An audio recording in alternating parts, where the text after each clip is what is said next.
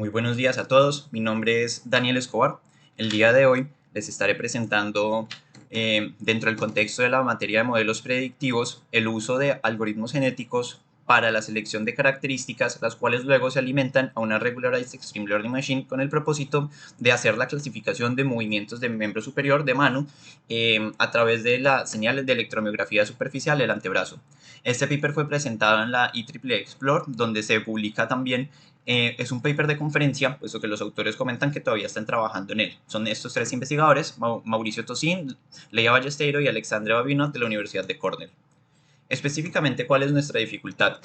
Los usuarios de prótesis de miembro superior en este momento tienen acceso solamente a dos agarres de su prótesis, es decir, a apertura y cierre de la mano.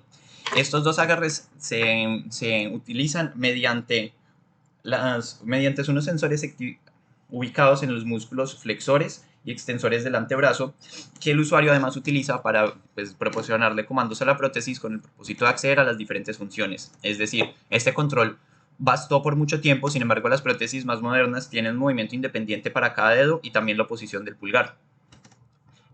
Digamos que esta señal electromiográfica entonces hoy en día es recopilada con un arreglo de electrodos en el antebrazo, el cual se utiliza pues para extraer características y luego para entrenar el sistema de clasificación. En este momento, sin embargo, la mayor cantidad de agarres que puede encontrarse en la industria, y eso que este de hecho es el único sistema comercial, este y el de Coopt, la mayor cantidad de agarres que se pueden hacer son 8, y sin embargo, este sistema tiende a desentrenarse en el tiempo, por el hecho de que las características de los usuarios, como son el volumen del miembro residual, como son, digamos que la sudoración durante el mismo día, la temperatura del muñón, todas estas cosas son diferentes fuera del laboratorio que en el laboratorio. Entonces estos sistemas se desentrenan por lo general con el tiempo y requieren nuevamente asistencia pues, profesional para que el usuario pueda reentrenarlos o incluso para poder cambiar los agarres que tienen activados y demás.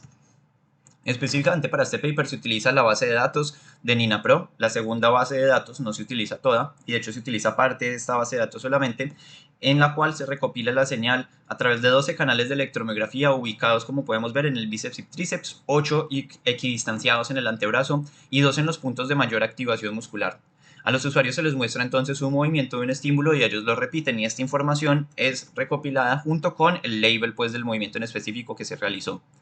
Dentro de este paper se utiliza solamente el ejercicio B, el cual incluye 17 movimientos diferentes de la mano. Para estos movimientos se extrajeron 13 características, muchas por lo general para la literatura, se ven 4 o 5 normalmente, pero pues el propósito es la selección de estas características, y se eliminaron aquellas que estaban más correlacionadas entre sí para los diferentes sujetos. Luego, el dataset con el cual terminamos al final es utilizado para alimentar el sistema de algoritmos genéticos, el cual hace ya la selección específica de qué características para cada individuo, y esta salida de estas características ya preseleccionadas se utiliza para alimentar la Regularized Extreme Learning Machine. La extracción de características se da dentro de una metodología de ventanas que se mueven, es decir, hay ventanas que se solapan y cada una de mis entradas, que era antes en mi tiempo todas mis entradas, digamos en el instante 1 de la señal de electromiografía para todos mis canales, se transforma en la ventana 1, la ventana 2, la ventana 3, lo cual me reduce el número de filas, pero me aumenta pues el número de columnas en función de la cantidad de futures que escojan. En este caso en específico pues quedamos con 156 columnas para combinaciones pues de future channel, los cuales corresponden a todas estas futures, a estas 11 del dominio del tiempo y estas 2 del dominio de la frecuencia. Se eliminan aquellas con mayor correlación entre sí de 0.9, como decíamos, y el resto se ingresan a una población de algoritmos genéticos. Los algoritmos genéticos, como decíamos, son una manera de variar, digamos que combinaciones de elementos con el propósito de llegar a la combinación que mejor represente aquello que yo quiero. Específicamente ellos cuentan con 3 partes: las poblaciones, los cromosomas y los genes. En nuestro caso, un cromosoma es este vector de características como ya preseleccionado, los cuales ya se eliminaron aquellas con altas correlación, y los genes es la activación de cada característica, es decir, un gen en 0 significa que esa característica no se utiliza, en este caso no se utiliza ninguna, y un gen en 1 que esta característica sí se utiliza.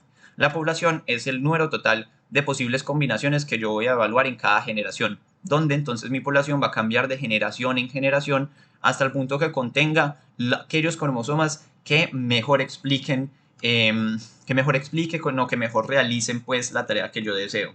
Específicamente en este paper se utiliza una técnica de selección entre población y población que se llama elitismo. El elitismo básicamente es la manera como se selecciona qué individuos sobreviven a una generación y pasan a la siguiente. Además de eso, se introduce un 1% de mutación. Esto significa que aquellos individuos que sobrevivan y pasan a la siguiente mutación, el 1% de sus cromosomas se varía de manera aleatoria. Podemos ver acá una manera visual. Entonces lo que sucede es que tengo una población inicial, que son en este caso pues todos mis vectores.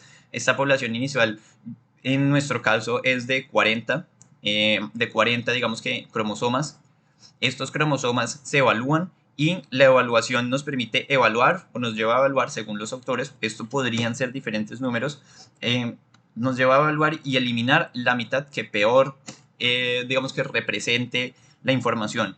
Esta mitad que se elimina luego es reemplazada por la mitad de los mejores clonados. Hay diferentes maneras de clonar. En este caso, la clonación es 1 a 1, o sea, la mitad que queda, cada uno pasa a ser 2. Podría clonarse en diferentes proporciones, donde se clonan más de aquellos que mejor representan, y etcétera, etcétera. Y luego aquellos que quedan, se les hacen las mutaciones, es un 1%, o sea que si tenemos 40 individuos, se haría en realidad una clonación más o menos cada 2 individuos y medio. Igual esto se hace con con una distribución de probabilidad, es decir, a veces van a haber más mutaciones y a veces van a haber menos mutaciones. Y lo que se muta específicamente es aleatorio. Luego, pues esto se repite, este procedimiento, hasta que se llegue a 50 generaciones, ya que los autores proponen que después de las 50 generaciones ya está nivelado o sea, ya no hay mayor aprendizaje, ya están seleccionadas las mejores características que el algoritmo es capaz de seleccionar. Luego esta información, ya este número reducido de características es utilizado para pasar a través de una Regularized Extreme Learning Machine. La Extreme Learning Machine básicamente, ¿qué es? Es una Feed-Forward Neural Network, es una capa neuronal es una red neuronal de una sola capa, en donde los pesos son variados a través de la estrategia pues, de feed-forward, o sea, desde atrás hacia adelante, y se regularizan las entradas, se regularizan también dentro de esta un poco los pesos, con el propósito pues de eliminar los valores extremos que puedan venir de algunas características y que la red no es capaz de interpretar. A partir de esto pues ya tenemos acá la función de activación con el softmax, que nos da, digamos que la probabilidad de pertenecer a cada uno de los labels. A partir de eso pues es que ya se realiza la clasificación. Podemos ver acá como los resultados que los autores decían. Acá está el ponderado de todos los resultados y ellos proponen, como les digo, que después de las 50 generaciones ya no hay mejoría. Pareciera que su gráfica corrobora sus resultados, lo cual digamos que es normal. Los autores además obtienen resultados comparables con aquellos de la literatura.